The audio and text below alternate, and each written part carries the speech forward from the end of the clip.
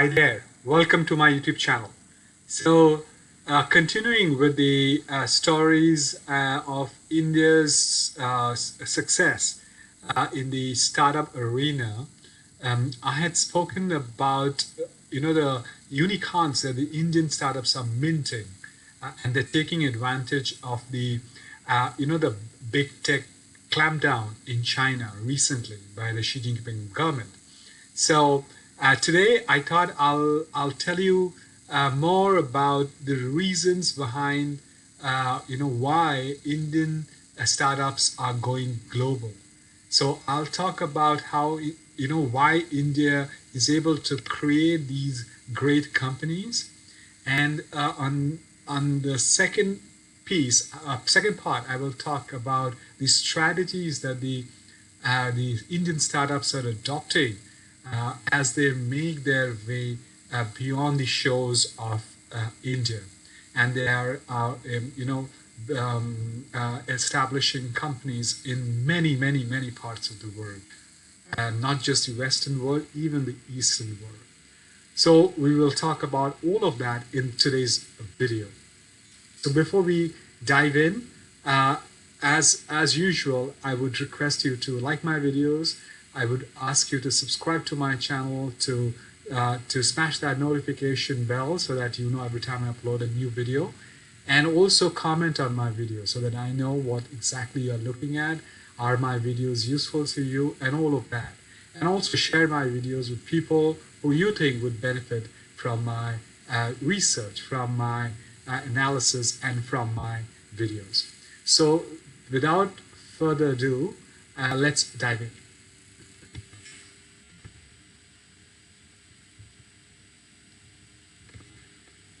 So as I mentioned, let's try and see, why India is poised to build businesses for the world.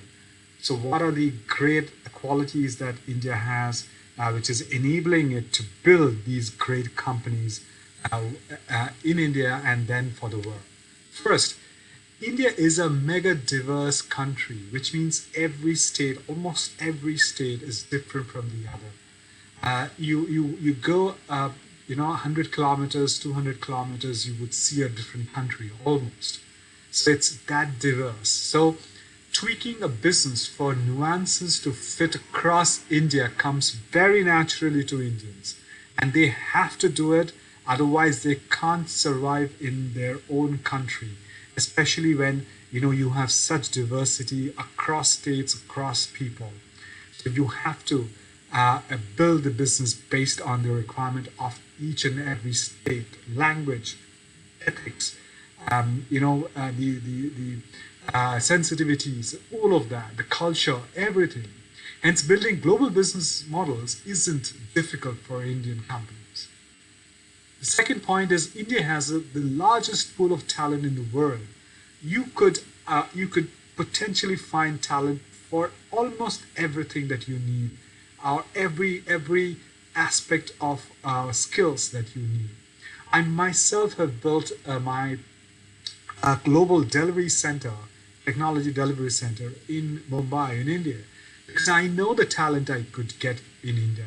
I don't have to employ all of them, but I can really very easily reach out to a partner company and get a certain work done. That's the talent pool that India has. Third point, India is the world's second largest English speaking country. So English is one of the main languages spoken in India. Even a native speaking person, whether Hindi or any other local language, he will be able to communicate even in bits and parts in English with you. So you will never have that problem. If you hire that person, all you have to do is to hone that guy, and if he's skillful and he's talented and he has a required expertise, he could definitely go to a different country and build a company build a business for the company in that new country. Fourth point, going global for business isn't new to India. Indian civilization is at least 6,000 years old, probably more, even 10,000 probably. And if you look at it, there've been trade happening since those years across many countries with the Indian companies or Indian traders. So India is not new to doing multi-country trading or business. India has a history of entrepreneurship and establishing businesses globally. And the last and the most important point is that Indian diaspora is there all over the world. You go east, you go west, you go north, you go south. Indians are there all over the world. And whenever an Indian, a person from India meets an Indian person in another country, he may be a citizen of that other country, but the connection, the pace with which you actually could connect with the other person is very, very easy and rapid and fast. So that is the reason why it is very easy to establish that connection and build that the potential for to do trade or do business. So all these points make India a great recipe to be able to develop businesses for the world. Now let's look at the strategies that the Indian startups adopt to reach out to the larger global world. I would talk about 10 strategies that they typically adopt. First, right mix of local and country market team. So you do have a team in India, then you use the country market. Let's say you're entering the US. So you would build a team there using the local people who are Americans and build that and try and build that business in that market. So that is one of the strategies that they adopt very, very frequently. Very, very, you know, important. A popular example is, let's say, Infosys, the IT company, or TCS. They all are Indian companies, and they've gone outside, especially to the Western world, and built companies based on based by hiring local market team.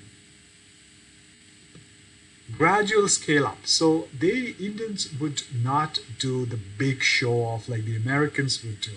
They would take baby steps and they will gradually scale up. They'll feel the market, they'll look at the customer segments, and then based on the customer segments, they will they will introduce products and build those categories of products, and then segment and offer the categories or the products based on the segments and their needs. So that's a very classical marketing approach, and that's what most Indian companies do when they approach the global world. So they will customize the product. So if it's, let's say, an Indian food item, let's say a butter chicken, let's say a dish. So they would gradually make it to the palate of the local indigenous people. So that's one example. Focusing on leverage diasporic synergy. So as I mentioned, the connect between an Indian from India and an Indian overseas is very natural. So Indian companies would look to leverage that connection, those synergies, so that they are able to build a business in that market and then use these the connections these people have, this expertise these Indians in those foreign countries have to build a business. Fourth, addressing positive external factors to local markets by aligning internal pieces to control and manage before going global. So what the companies would do is to try and look at those factors in local markets, and they'll try and customize those pieces for the global market, and therefore they are able to control and manage all of that much better. So it's something that even Google does, or any of the or any US companies, Microsoft, Apple, Amazon, Netflix, Facebook, all of them do that. So this is a very typical classical way of actually trying to build it for, if you're looking at what that particular country market would want or need, you build it based on those lines in India and then customize it so that you're able to control that a lot better and then offer it to the local market.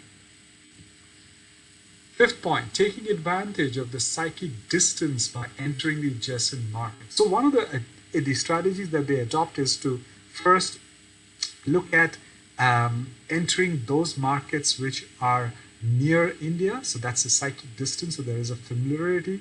So that could be Sri Lanka, that could be Singapore, Malaysia, Indonesia, and this side, Maldives, Mauritius, on top Dubai, and all these countries, so that they are able to feel far more comfortable building a larger, you know, extension of the country in other countries. So that's a great ploy that Indian companies do, startups do to enter. So you would find a lot of Indian startups entering in the countries nearby. So let's say Druva, which is an IT company. It's got offices in the US, it's got offices in Singapore, it's got offices in Australia, and all of that. So that's how they develop, they build their market in new countries. Sixth point, seize, adapt, and grow. So now having done that, so having entered these countries, they try and seize all the knowledge needed and adapt and grow in those markets so that it becomes a far more established company in that local market, to be able to go back and gradually scale up, as you see in point number 2, scale up, build market segments and build product categories. The seventh point is partner with local company. Now that's a given, but obviously if a foreign company goes and enters a new market, new country market, it would need local companies. So Indian startups do that. So you will find many companies who are looking to do that. I get so many offers from Indian companies trying to tie up with us to grow in Singapore, in Southeast Asia. If you look at my website also, I put that as one of our offerings, and we actually help many Indian companies enter Singapore and other countries around Singapore. Eighth point, build a learning loop so that new country markets can be conquered. So now this ties in with that seize, adapt, and grow. So you learn a lot from the local market, and then you feed that back into the headquarters in India so that you can then build a better model for when you enter another country the next time. So it's a learning curve. So you are building that learning curve so that what are the challenges you face and how you have countered those challenges. And that should be a guideline when you enter a new market in a new country. So that's a learning loop that these startups undertake when they have conquered a certain market. 8th point. So localize enough on a war footing to stabilize the foreign business to keep local copycats at bay. So you would see that many of the US companies have failed in China. So Google, or many of them. So how did that happen? China did not allow these companies to grow because they build copycats in their own country, and those copycat companies. And I would very freely say that companies like Alibaba, or even Tencent, or even TikTok, I would say is kind of a revelation that I would also tell you that it has drawn inspiration from Twitter. So China has very successfully done that. So in order to be able to keep the local copycats at bay, you must fiercely strive to build that local core, so that that flavor of a foreign business operating in a new country is almost eliminated, and that builds that edge for the business when it's at a later point in time, and it allows you to grow. So the copycats can't cannibalize your market in the local market. And the last point is to build a foreign business with a strong strategic focus to solve near and long-term challenges instead of ill-directed tactical maneuvers. So a lot of times many companies would do this knee-jerk reactions, but if you are building with a very core, strong strategic focus in the new country with directions and focus for both the near and the long term, then obviously you are on a better footing to adapt and grow. So that adapt and grow is very, very crucial. So and that's the other strategy, the rest of the 10 strategies that typically Indian startups adopt when they look to conquer new foreign markets. So I hope this was useful. To summarize, Indian startups have been doing really, really well lately, and there have been more than 100 unicorns, and there were 6 unicorns which were created in a matter of 4 days in April this year, as in India. So that's a stupendous achievement. So watch out for the Indian companies if they are going IPO. There are many of them which are going IPO. Going the IPO route. So companies like Ola, Flipkart, Policy Bazaar, Delivery. So go and invest in those companies when they do their IPOs. I did a video a few days ago on the unicorns that the Indian company startups are minting, given that the restrictions that the Chinese governments are putting in big tech. I'll put that in the card above. Go take a look at the video. Very, very useful information. You'll find very, very useful information. So that's it, guys. So as you know, I have a free ebook on my journey as an entrepreneur after I quit my 6-figure globetrotting corporate job back in 2010. The book is titled 6-Figure Corporate Job to a Master Entrepreneur. I've spoken about my journey as an entrepreneur, the challenges I faced, and how I overcame my challenges. I have also put down 3 worksheets for you to gauge your mind as to where you stand. If you are looking to becoming an entrepreneur, you could score yourself, and you will find how much you scored. I have also taken those worksheets and scored myself, so you'll find my score as well, and how I fared in those worksheets. You will find this ebook on my website. The URL is flashing on the screen. I'll put that in the description box below.